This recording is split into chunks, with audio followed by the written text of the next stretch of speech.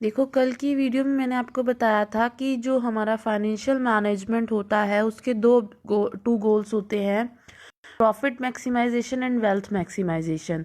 Profit maximisation के लिए तो कुछ मैंने आपको बताए थे। फेवर में आर्गूमेंट्स हैं कि मेन बिजनेस का गोल ही यही है, एम यही है।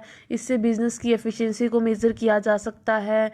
इससे बिजनेस अपने एडवर्स सरकमस्टांसिस को फेस कर सकती है। इससे बिजनेस होता है जो वो ग्रोथ और डेवलपमेंट में हेल्पफुल हो जाता है। सोशल गोल्स को फुलफिल किया जा सकता है। इसमें एक पॉइंट था जो ज़्यादा समझ में नहीं आया स्टूडेंट्स को। इसमें है फर्स्ट पॉइंट, प्रॉफिट मैक्सिमाइजेशन के ऑब्जेक्टिव को रिजेक्ट करने के लिए फर्स्ट रीज़न है एम्बिग्यूटी। एम्बिग्यूटी का मतलब होता है अनक्लैरिटी, अस्पष्टता। ठीक है, अस्पष्टता मतलब क्या है कि अगर हमने प्रॉफिट मैक्सिमाइजेशन का ऑब्जेक्टिव सेट कर लिया कि हमारी ऑर्गेनाइजेशन में फाइनेंशियल मैनेजमेंट का ऑब्जेक्टिव इसीलिए क्या है, प्रॉफिट को मैक्सिमाइज करना, तो इसमें क्या है, अनक्लैरिटी है। क्या हम लॉन्ग टर्म प्रॉफिट को मैक्सिमाइज करें या शॉर्ट टर्म प्रॉफिट को करें? क्या 1 साल के लिए ही प्रॉफिट को मैक्सिमाइज करें या 5 से 6 सालों के लिए प्रॉफिट को मैक्सिमाइज करें? दूसरी बात आती है, क्या हम प्रॉफिट बिफोर टैक्स को इंक्रीज करें या प्रॉफिट आफ्टर टैक्स को इंक्रीज करें?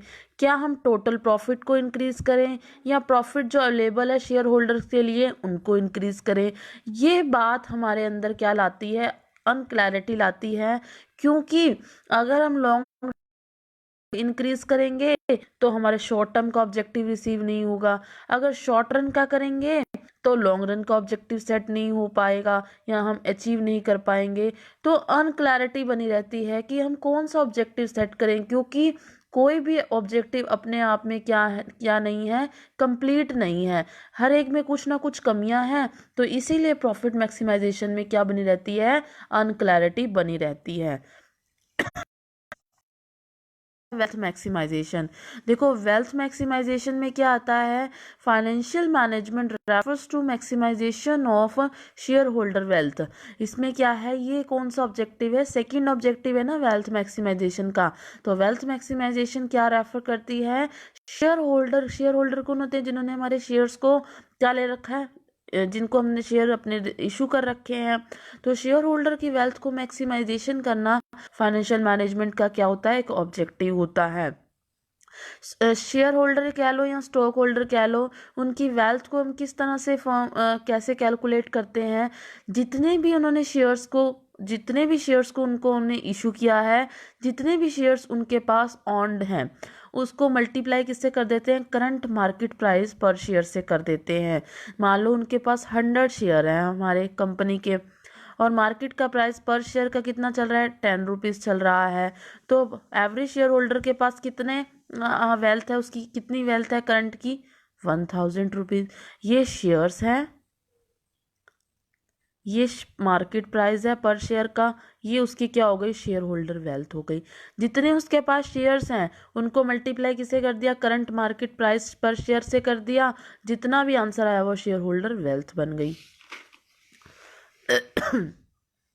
देखो इसमें क्या है, maximum utility refers to maximum share holder wealth.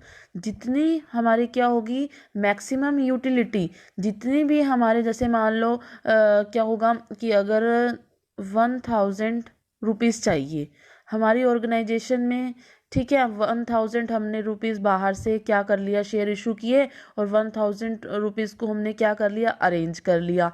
अगर हम 1000 को यूज़ करेंगे तो मैक्सिमम यूटिलिटी है ना, जितने लोन लोन को फंड्स को अरेंज किया उतना ही फंड हम यूज़ कर रहे हैं, जिससे मैक्सिमम क्या होगी, यूटिलिटी का मतलब क्या होता है, जितना हमारे पास है उसको ऑप्टिमम हम यूज़ कर रहे हैं। ठीक है, जितना मैक्सिमम हो सके हम उसका यूज़ कर रहे हैं। Maximum utility refers to maximum share holder wealth. अगर मैक्सिमम शेयर होल्डर वेल्थ होगी तो क्या होगा, मैक्सिमम करंट स्टॉक प्राइस पर शेयर होगा। देखो कैसे, 1000 अगर हमने मार्केट से अरेंज किए और हम यूज़ भी कितने कर रहे हैं, 1000 ही कर रहे हैं, जिससे हमारी मार्केट के अंदर गुडविल क्या हो जाएगी, इंक्रीज होगी ना, क्योंकि हम कोई भी फंड्स की वेस्टिंग नहीं कर रहे। अगर मार्केट में गुडविल ज़्यादा होगी तो ऑटोमेटिक हमारे शेयर्स का प्राइस क्या हो जाएगा, अप ही तो होगा, डाउन थोड़ा होगा, अप हो जाएगा। देखो, maximum utility refers to maximum share holder wealth. अगर यूटिलिटी ज़्यादा होगी तो हर कोई हमारे ऑर्गेनाइजेशन में क्या करना चाहेगा, इन्वेस्ट करके हमारे शेयर्स को क्या करना चाहेगा, ऑन चाहेगा। क्यों करना चाहेगा, क्योंकि उसको पता है इनका जितना भी इनको फंड देंगे यूटिलाइज करेंगे, जिससे प्रॉपर हमें डिविडेंड देंगे, जिससे क्या होगा, यूटिलिटी होगी तो शेयर होल्डर वेल्थ ज़्यादा होगी, शेयर होल्डर वेल्थ ज़्यादा होगी तो मार्केट में गुडविल ज़्यादा होगी, ऑटोमेटिक क्या हो जाएगा, शेयर का प्राइस ज़्यादा हो जाएगा। समझ में आया? उसके बाद आता है in favour argument. Share holder wealth के ऑब्जेक्टिव में फेवर में क्या आर्गूमेंट है, इससे क्या होता है, ऑनर का इंटरेस्ट क्या होता है, सर्व होता है। कि ये किसके ओरिएंटेड है, वो प्रॉफिट ओरिएंटेड थी। ये ऑनर कौन है, किसी भी ऑर्गेनाइजेशन के शेयर होल्डर होते हैं, शेयर होल्डर के इंटरेस्ट से ओरिएंटेड है ये। It help long time survival and growth of firm. अगर शेयर होल्डर सेटिस्फाइड होंगे तो हमारी ऑर्गेनाइजेशन लॉन्ग टाइम सर्वाइव कर सकती है, ग्रोथ भी हो सकती है। इसके अलावा क्या होगा, ये टाइम वैल्यू ऑफ मनी को क्या करती है, कंसीडर करती है, रिस्क फैक्टर को भी कंसीडर करती है। वो टाइम बाय प्रॉफिट मैक्सिमाइजेशन का objective time value of money को कंसीडर नहीं करता था। It also consider dividend policy effect. ये क्या करती है, डिविडेंड पॉलिसी के इफेक्ट को भी कंसीडर करती है। इसके अगेंस्ट क्रिटिज्म क्या क्या है, फर्स्ट है कि एक प्रिस्पेक्टिव आइडिया है। जब प्रिस्पेक्टिव होता है कि हमारा मन घड़ंत, हमने इन सभी को ना अपने मन में अपने आप ऑटोमेटिक माइंड में जनरेट कर दिया है कि ऐसा करोगे तो ऐसा होगा, ऐसा करोगे तो ऐसा होगा, क्योंकि एक्चुअल में ये आइडिया इम्प्लीमेंट मार्केट पे नहीं होता। In this approach there are conflict between whether the share holder wealth maximum और whether the firm health maximum. इसमें कॉन्फ्लिक्ट होता है, संघर्ष उत्पन्न हो जाता है। क्या शेयर होल्डर की वेल्थ को मैक्सिमाइज करके हम अपने ऑर्गेनाइजेशन का ऑब्जेक्टिव अचीव कर सकते हैं, या फर्म की हेल्थ को मैक्सिमाइज करें। ठीक है, हमें इसमें ना एक कॉन्फ्लिक्ट हो जाता है, एक संघर्ष उत्पन्न हो जाता है। क्या हमें शेयर होल्डर की वेल्थ को मैक्सिमाइज करना चाहिए अपने फर्म के ऑब्जेक्टिव को अचीव करने के लिए, या फर्म की हेल्थ को मैक्सिमाइज करना चाहिए। The objective of wealth maximisation is very difficult when ownership and management are separated.